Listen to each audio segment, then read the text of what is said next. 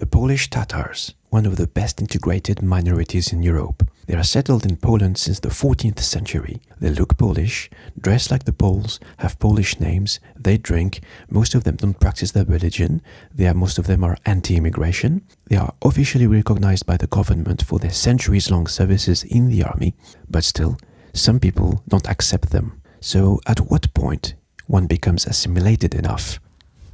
Kicia kocia często bawi się ze swoim braciskiem. It's a very interesting book. This is where I'm at. I have to read kids' books in Polish to relearn my mother tongue because, my parents never taught me Polish. Metacolonization. Hello and welcome. My name is William. I am a researcher in sociology at the University of Warwick in the UK, and this is a video series about my latest book, Muslims in the Neoliberal Empire. How does the society colonize us, and what can we do about it? So we were talking about assimilation. And my point is, according to what we've seen in history, well, assimilation doesn't really work. As much as, countries like France especially, are really big on assimilation. Everyone should look the same, ditch their ancestral culture and become French, more French than the French. And even, you can see regional dynamics. Often quote the example of people coming from the north of England working in the south. They are forced to assimilate to some extent. How to define assimilation? Again, we are in the realm of social sciences. So assimilation has many different definitions, which are all of them debated because where do you put the threshold, and from different perspectives, even if you pick any random dictionary, but to try to define it as broadly as possible, it is the process through which individuals and groups of different heritages acquire the basic habits, attitudes and modes of life of an embracing culture, or simpler, the process of becoming similar to others by taking in and using their customs and culture. In the previous video, I talked about diasporization, westernization, conformity, and all these terms and these different dynamics depending on people's intention. Sometimes you just abandon your culture because you're not attached to it. Sometimes you have an appreciation for the host culture, and sometimes you're just pressured into conforming into something. We looked at the concept of mimesis, the concept of, do you say mimesis in English? Or mimicry. Basically try to, like a chameleon, try to imitate people of the dominant culture or the majority culture. But why do people want to assimilate? And we saw that at large, it's because of survival. People want to blend in to avoid causing conflict, or because they fear losing their rights, or sometimes it's for gaining something like social mobility. Be accepted by the host country or the host culture and be part of it. Belong to it instead of being rejected. So I'm referring to in and out group theory. You want to benefit from the in-group dynamics, so you're going to blend as much as you can, so you're not seen as an outsider, an alien, an enemy. But then comes the question, how does one assimilate? There's no one criteria for it. There's many different elements, and where do you place the cursor? Because it can be through language. But again, language, it can be vocabulary, it can be accent, it can be intonation, it can be through clothing, lifestyle, habits, cultural references, it can be through marriage. And what place has your cultural heritage in the process? Are you allowed to keep it, or do you have to ditch it? Now, if we take the example of France, France is a multicultural country in the sense that it has encompassed regions like Brittany, Bretagne, or the Provence, where people still nowadays have kept, to some extent, it's not widespread, but they have kept their language, they have kept their traditions, their accents, names specific to these regions.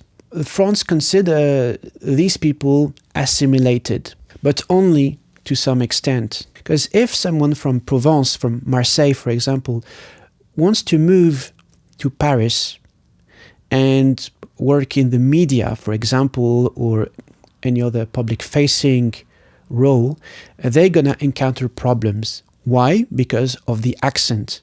If you look at French TV, you will notice that in the main channels, very, very rarely, you will find people with a French southern accent. They all have the northern Parisian accent. And same, for the UK, how many people on the mainstream channels will have a northern accent? So although the UK has roughly no problems with considering northerners as being English, or people from the south of France being considered French, it still poses a problem in the sense that they still don't fit completely certain expectation in some professional circles. But because my work is focused on ethnically and religiously minoritized people, I want to talk about Muslims, and very specifically about the Tatars in Poland. Yeah, my parents' country, a very, very small population, but these are families which have settled in Poland since the 14th century. So I've made a whole documentary about it if you want to watch it. And these people are completely assimilated to Polish culture. They have Polish names, they dress like the Polish dress, they drink, and they are officially recognized by the government because of their services in the army.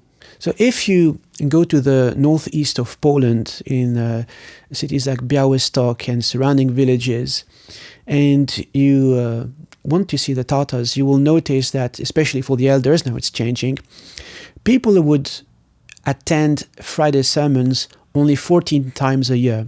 So one Juma, one Friday a month, plus the 2 Eids, 14 times. There are people who drink alcohol and stuff, but they're proud of being Muslim. So you would think that thanks to the Tatars and the way they have completely assimilated to Polish culture, Poland would not have any problems with Islam. But still, if you've been following the news in the past years, you know that still Polish people think that Islam is an inherently violent religion and that Muslims are barbaric people. So no matter how assimilated they are, the Tatars were not able to change these skewed perceptions of Islam in the mainstream society. So now we have younger generations of Tatars who pray more regularly, fast during Ramadan, and dress modestly, and they are facing a public backlash. It doesn't matter if people from my grandmother's generation used to wear a headscarf, especially people in rural areas. Now, when it's Muslims covering their heads, Tatars, people go crazy because they associate Islam and Muslims with terrorist attacks. Even if now we go to the UK and we see people abandoning Islam and trying to be more conservative than the conservatives like Sajid Javid, for example, if you ask their conservative peers, they're still going to be the brown one, not the cool brown one like Rishi Sunak, the subordinates. And these are not my words. So in these cases, assimilation robs those who assimilate. It robs them from their identity. Because they are literally forced to perform a role, to act, to pretend, to do some deep acting, like we say in sociology. But it does change nothing for the host group. They all still have these negative perceptions. And even if you assimilate and you are positively perceived in the society, it doesn't guarantee that things will stay the same forever. Let's take the example of Arabs in the US. Before 9/11, they were seen as a model minority because they were highly educated, highly qualified, high earners. They went to top schools, but once 9/11 happened, boom, all of this was over. And same for Chinese people in the US. They were seen as a model minority before COVID-19, where the pandemic, they became the yellow peril. So is it really the duty of the minority to assimilate, or is it the duty of the dominant culture, the host country, to accept people for being different? To what extent you have to assimilate for things to be okay? From what point is your existence valid?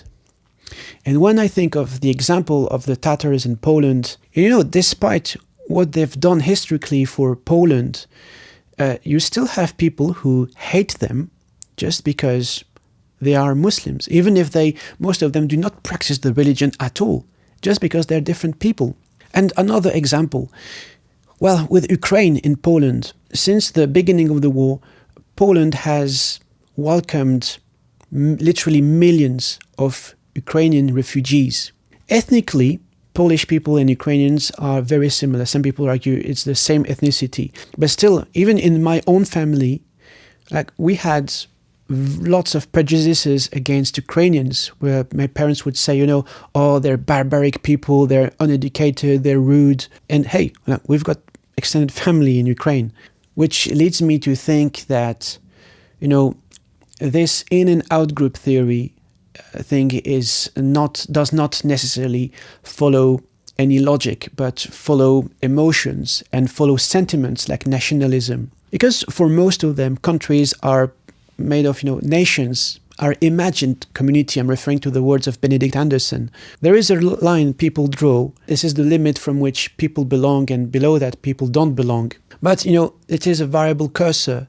It is very subjective. It changes through time. We can be virtually the same people but hate each other. That convinces me that when it comes to social harmony, it is not a problem of assimilation or not. There is much more at play. Some people would argue there's a problem of image. Like, why do Polish people hate Muslims? And I'm referring to the works of Katarzyna Górak-Sosnowska, who coined the term Platonic Islamophobia, meaning that even if people never met a Muslim in real life, they still hate them. And why? Because of the narratives propagated by the media or the government. So some people ask themselves, would then representation solve the problem? So there is a study, actually, which has researched the impact of Mohamed Salah in Liverpool and how his mere presence, was found to reduce hate crime and hate speech amongst football fans, because he's openly Muslim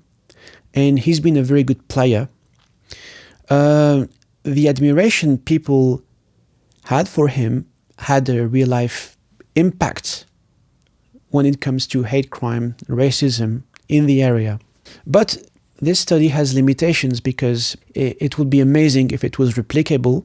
If we look at France winning the World Cup in 1998, I was 12 years old at the time. Now there was a whole euphoria in France celebrating black, white and brown France. It's a reference to the diverse football team France had at the time. Did this victory change anything for Muslims, North Africans and black people in France? 6 years later, the hijab was banned in high schools, then the niqab, and all these controversies, people trying to ban prayers on the street, halal meat and so on. Assimilation has still lots of strings attached. It's not enough for people to assimilate to change the perceptions or stop the hate against them or their own group. And,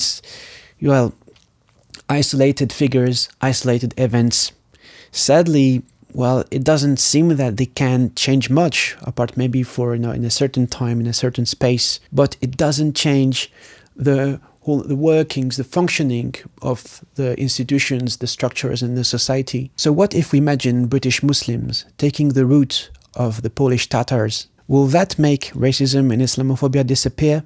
If British Muslims start eating pork, hanging out at the pub, voting reform, would that make them more valid in the society? Well, history shows that, it's not necessarily the case.